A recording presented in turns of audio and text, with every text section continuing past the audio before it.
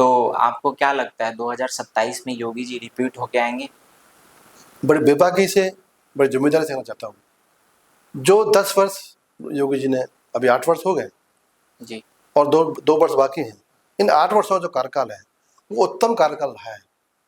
भयमुक्त उत्तर प्रदेश बना है, बेटियां सुरक्षित हैं, माता बहना सुरक्षित हैं, किसानों को बिजली मिली है, जितनी भी योजना भारत सरकार की हैं, जितनी योजना यूपी सरकार की हैं, कोई भेदभाव नहीं किया, सड़कों का जाल है, घर में पानी है, और विकसित राष्ट्र जो बीमारू राज्य था उत्तर प्रदेश, आज विकसित प्रदेश बनकर उभरा है।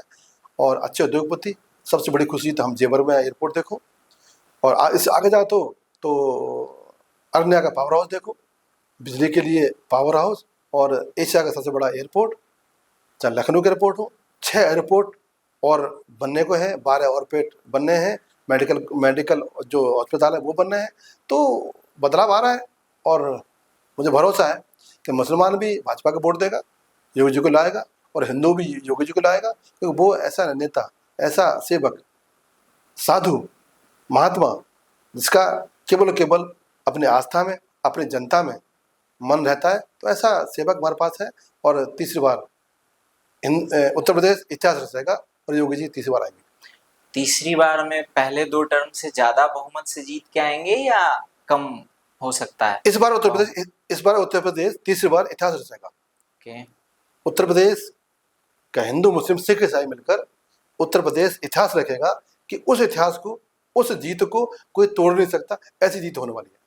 हम योगी जी की बात कर रहे हैं, उत्तर प्रदेश की बात कर रहे हैं, 2027 की बात कर रहे हैं कि हमने देखा है योगी जी जब से मुख्यमंत्री बन के आए हैं 2017 में, उसके बाद से उन्होंने ताबड़तोड़ जगहों के नाम बदले हैं। कई सारे जगहों के नाम उन्होंने बदले हैं, जैसे इलाहाबाद का नाम उन्होंने प्रयागराज कर दिया। उससे पहले भी एक सांसद के तौर पे उन्होंने गोरखपुर में भी कई सारे जगहों के नाम बदले थे।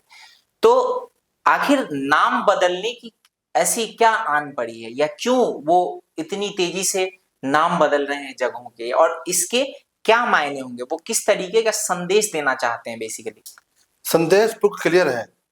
जिन आक्रांतों ने इस देश को लूटा, जिन मुगल आक्रांताओं ने इस देश के महानायकों पर, योद्धाओं पर, वीरांगनाओं के ऊपर अत्याचार किए, अभी देखा होगा, एक फिल्म आई है, कैसी यातना दी है। क्या कोई ऐसा इंसान हो सकता है?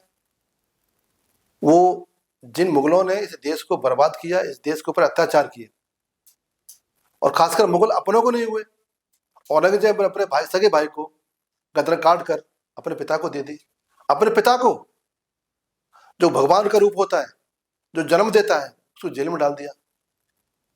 ये विचारधारा क्या हिंदुस्तान में चलेगी? क्या अपने पिता को जेल में डालेगा? क्या अपने पिता को पानी सुराही में देगा? जिसने पैदा किया है, जिसका अरमान है कि मेरा बेटा बड़ा बनकर मेरी रक्षा करे, मेरी सेवा करे, उस औरंगजेब ने, उस आताताई ने अपने बाप को जेल में डालकर एक सुराही पानी दिया। उस आताताई ने अपने सगे भाई को गर्दन काट कर अपने बाप के सामने रख दी। तो उनका नाम इस देश में क्यों होना चाहिए? वो विचारधारा क्यों होनी चाहिए? देश आजाद हुआ, फिर वो विचारधारा, वो तंज जो सहाय शिवाजी ने, जो सहाय महाराणा ने, जो सहाय रानी बाई लक्ष्मी ने, उस तंज को हम क्यों ढोएं? हमारे नाम अब्दुल हमीद नाम क्यों ना हो? हमारे शहरों का नाम डॉक्टर एपीजे अब्दुल कलाम के नाम पर क्यों ना हो? शहीद भगत सिंह के नाम पर क्यों ना हो? राणा सांगे नाम के पे क्यों ना हो? बिरसा मुंडा के नाम पर क्यों ना हो? क्यों ना हो? हम उन आतताइयों को नाम क्यों लगा ढूंढे? मैं तो आपके माध्यम से कहना चाहता हूं, दिल्ली में Akbar road, Shahjahan road, Humayun road, ये तंज हमें क्यों दिखा रहे हैं? हमें क्यों कर रहे हैं अपमानित? मोदी जी, योगी जी, अमित शाह जी, ये हमें दिखता है अकबर रोड तो हमें याद आती है अत्याचारों की, हमें दिखता है शाहजहां रोड, याद आती है उन अत्याचारियों की। फिर क्यों नाम चाहिए हमारे को? हमें नाम क्यों चाहिए? और कौन सी विचारधारा है जो समर्थन करती है इसका? मैं जो मुसलमान, मैं नकारता हूं उनको, जिन मुगलों ने अत्याचार किए, जिन मुगलों ने हमारे योद्धाओं को मारा, जिन मुगलों ने हमारे पूर्वजों पर अत्याचार किए, हम क्यों उनका नाम लें? ये विचारधारा, ये नाम देश से हटने चाहिए।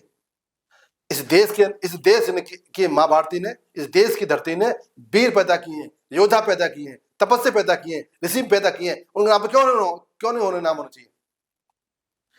उनके नाम पे क्यों नहीं होना चाहिए? हाँ, ताजमहल है, हमारा इतिहास है, लाल किला है, इतिहास है, ये इतिहास में लिखी हुई चीज है। ये हमारे देश की इतिहास में लिखा है कि हम पे कैसे कैसे हुआ है। पर हम उन अत्याचारियों को नाम क्यों लें?